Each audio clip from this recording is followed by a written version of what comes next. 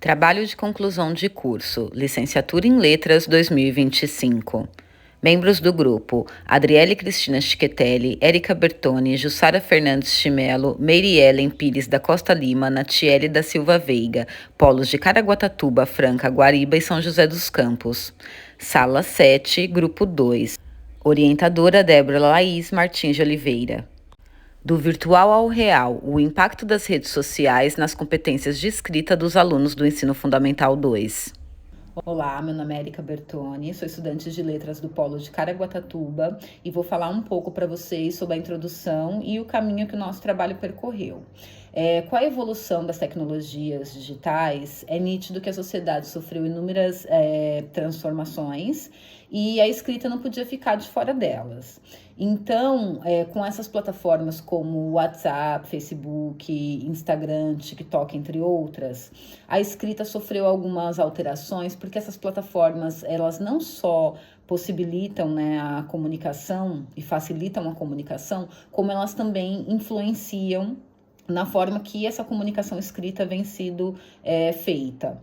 Então, como nos traz a Amélia Hansen no seu estudo de 2021, nós podemos observar que é muito comum o uso de abreviações, tanto por devido a uma necessidade de concisão na comunicação, devido a um limite de caracteres em algumas plataformas, em alguns formatos, quanto pela necessidade de rapidez nessa comunicação. Então, Hansen nos traz, né, essa observação de que o uso de abreviações e siglas tem se intensificado por conta dessa demanda de ser uma comunicação que muitas vezes precisa ser concisa, dado ao limite de caracteres, ou por conta dessa rapidez nesse novo tipo de comunicação de escrita. Também foi possível observar como os emojis e os memes têm sido inseridos na comunicação escrita. Os emojis têm sido usados como forma de transmitir estados de emoção ou sentimentos, e às vezes podem substituir palavras também. E os memes têm sido usados como figura de linguagem. Eles podem conter mensagens verbais e não verbais, podem conter só imagens. E foi possível observar como eles têm sido usados como linguagem verbal e não verbal universal. O nosso estudo é orientado pela visão socio-interacionista, porque nós acreditamos que a escrita é uma prática social e dialógica. E através da interpretação dos dados que nós obtivemos, como vocês verão a seguir, através tanto dos dados da pesquisa bibliográfica, quanto dos dados obtidos através dos formulários que enviamos para os professores do Fundamental 2, nós tentamos fazer uma análise desses dados de maneira a compreender como esse diálogo estabelecido pelos jovens no ambiente virtual, nessas plataformas de redes sociais, como esse diálogo estabelecido por eles nesse ambiente intervém nos seus escritos produzidos dentro da sala de aula, dando um enfoque, dando ênfase para o olhar dos professores sobre esses escritos e sobre esse fenômeno. Oi, eu sou a Natiele, aluna do curso de Letras pela Univesp, e eu vou falar um pouquinho sobre o objetivo. O nosso principal objetivo é analisar o comportamento dos alunos, o comportamento linguístico dos alunos, com base no diálogo dentro da sala de aula e no contexto digital. Mais especificamente, a gente pretende levantar informações, conhecer os motivos do porquê eles falam, eles escrevem de tal maneira e saber como isso pode influenciar futuramente na gramática normativa. A justificativa. A tecnologia é essencial na vida dos jovens, mas seu uso excessivo pode levar de formas superficiais de aprendizado e comunicação. Apesar disso, as redes sociais e outras ferramentas tecnológicas podem ser aproveitadas de forma construtiva, especialmente no ambiente escolar. É necessário, portanto, buscar maneiras de usar a tecnologia para promover o aprendizado mais eficaz e melhorar a forma como os jovens se expressam.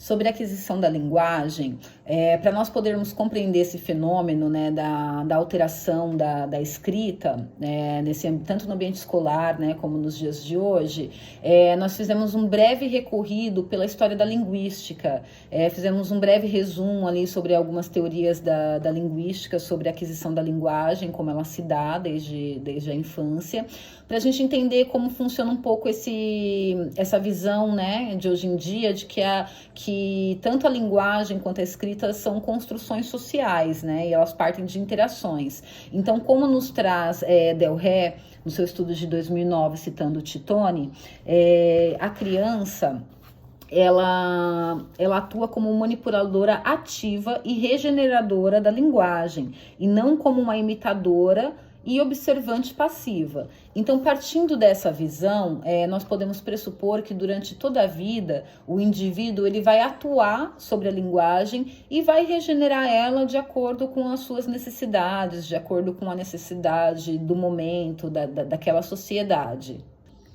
Fizemos também um breve recorrido pelo processo de aquisição da escrita, para entender como se dá esse processo, porque ele tem várias semelhanças, porém também tem várias diferenças com o processo de aquisição da linguagem. Segundo Pinker, 1994, e Chomsky, 1965, o processo de aquisição da linguagem, ele se dá espontaneamente em qualquer cultura, mesmo que não haja uma instrução formal, ao passo que o processo de aquisição da escrita, ele é um fenômeno que ele exige uma instrução formal. De acordo com Ferreiro e Teberoski, em seu trabalho Psicogênese da Língua Escrita, as autoras defendem a visão de que o fenômeno da aquisição da escrita não é um processo estritamente escolar. Ele passa por essa fase, por essa etapa escolar e é influenciado por ela, porém ele não é unicamente determinado por essa etapa. Ele vai depender também de outras interações sociais. Então, partindo também dessa visão, que nós podemos pressupor que ao longo da vida, né, o indivíduo e a sua escrita e o seu processo de escrita também não seja influenciado somente pela vida escolar, que ele também seja influenciado através de outras interações. A evolução da escrita. Sabemos que toda evolução, seja ela tecnológica ou científica, tem uma relação direta ou indireta com a escrita. Por quê? Porque os conhecimentos que são adquiridos ao longo do tempo são transmitidos, né? Embora sabe-se que nos primórdios da história a comunicação era mais oral que escrita, mas acredita que os primeiros registros dessa comunicação escrita tenha sido pelos desenhos gráficos, porque hoje nós estamos interligados a essa internet, né? E os recursos disponíveis da web, tudo mais facilita essa comunicação, né? E porque hoje as relações, sejam elas tanto profissionais quanto interpessoais, acabam estando conectadas com a internet, né? Onde a gente comunica mais escrevendo do que falando. Agora sobre a tecnologia. A pandemia, de certa forma, deu um start no uso da tecnologia dentro das salas de aula. Com isso, os professores tiveram que aprimorar os seus planos de aula para que a tecnologia coubesse dentro dos seus espaços educacionais. Diante desse novo cenário agravado pela pandemia, as tecnologias da informação e comunicação formaram um aprimoramento de tecnologias antigas, como o giz, o livro e a lousa. Sobre a forma de comunicação, ela se tornou acelerada. Um novo jeito foi inventado para falar, o internetês. Ele se utiliza de emojis, abreviações e não tem padrões ou regras. É completamente informal. Influência da tecnologia digital no ambiente escolar, os desafios, as perspectivas e os benefícios. Sabemos que hoje a tecnologia digital ela está presente em todos os setores, marcando a presença, né, na educação, através de diversas plataformas disponíveis, né, dos acessos aos conteúdos de multimídia, que serve de comunicação entre os discentes e os docentes, né, para uma aprendizagem colaborativa para a personalização do ensino. Vygotsky também coloca que essa interação virtual, ela é mediada criticamente, ela pode fortalecer habilidades, né? Tanto de escrita quanto a criatividade, né? Falando dos benefícios, nós temos diversos benefícios. A comunicação mais rápida, né? O acesso ao letramento multimodal, que o aluno tem acesso a diversos tipos de linguagem, né? Uma comunicação mais interativa, né? Através de vários vídeos, né? Imagens. Com relação aos desafios, nós podemos citar a desigualdade no acesso da informação, seja por falta do dispositivo ou por uma questão de uma conexão de internet ruim, né, que exclui alguns alunos desse acesso à informação.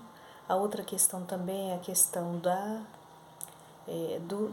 do profissional, né, do educador, ele ter habilidades tecnológicas, desenvolver essas habilidades para poder trabalhar, né, com eficiência com esses recursos tecnológicos em sala de aula, além ainda de desenvolver estratégias pedagógicas para conseguir equilibrar o presencial do digital. A importância da língua culta.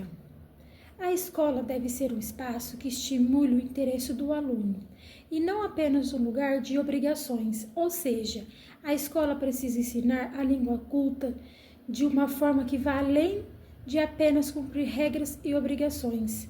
Em muitas escolas tradicionais, o foco é só fazer com que os alunos decorem regras gramaticais ou cumprem tarefas. Isso pode deixar os estudantes desmotivados, fazendo com que eles vejam a escola como um lugar chato.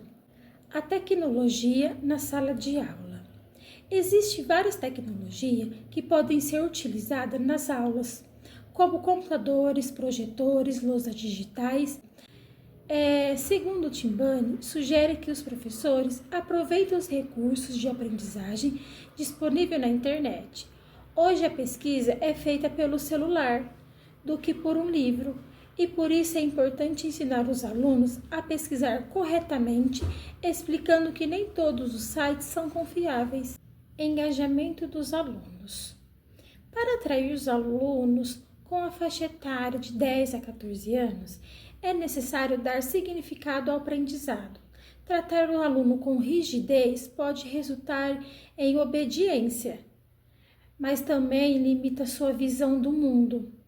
É fundamental que os alunos compartilhem sua experiência e se tornem protagonistas do seu próprio aprendizado. Socialização e aprendizado. Segundo Gomes e Bretz, destacam que a socialização como uma necessidade básica. Nessa abordagem, o aluno se torna o centro do aprendizado.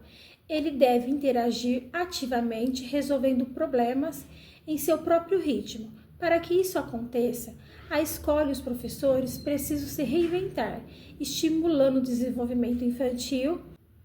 Concluímos que, conforme a sociedade muda, a forma como as pessoas falam e se comunicam também muda. Por isso, os alunos precisam aprender usando coisas que façam parte da realidade e do interesse deles, como jogos, tecnologias, redes sociais, etc. Isso faz com que eles aprendam melhor, pensem de forma crítica e se envolvam mais nas aulas. Primeiro eu vou falar algumas observações sobre o público que respondeu a essa pesquisa. São professores atuantes do ensino fundamental 2, a maior parte de rede pública de ensino. Foram um total de 61 professores que responderam ao formulário. 27 desses professores, eles estão acima de 50 anos, o restante estão entre 20 e 40 anos, 49 anos. Esses professores, a gente consegue já observar nessa faixa etária, que são professores predominantemente na casa dos 20 aos 49 anos, né? Um total de 41. Por isso, por essa análise, a gente já consegue perceber que são pessoas que cresceram com algum uso ou bastante uso de internet, de tecnologias digitais no seu dia a dia. 26 desses professores, eles estão acima de 20 anos de experiência. Então, a gente percebeu que é um perfil de pessoas que têm bastante base, já bastante carga, experiência, para fazer esse tipo de análise. A visão, majoritariamente, desses professores é negativa sobre o impacto das redes sociais por parte dos alunos, né?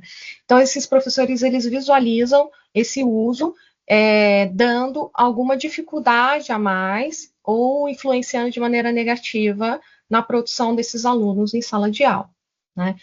Eles também percebem que a linguagem formal ela é muito frequente nas produções textuais dentro de sala de aula.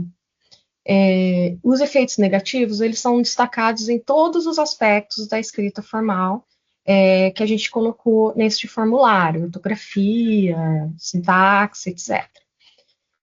A maioria dos professores eles já falaram sobre o tema com os alunos, né?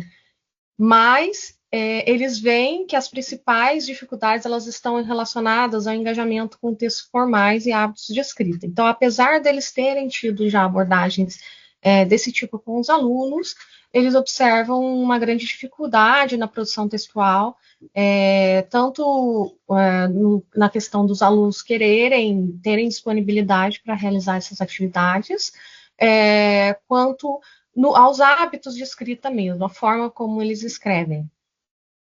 Uso de abreviações ou de algumas gírias, não entender aonde que se pode utilizar determinada linguagem ou não. Apesar da maioria dos professores, ela vê um potencial, né, de acordo com o acesso ao formulário, no uso das TICs dentro do espaço pedagógico, a maioria deles ainda vê ela como um obstáculo na aquisição da escrita formal. A primeira conclusão que a gente tem é a percepção negativa dominante por parte desses professores que responderam ao formulário.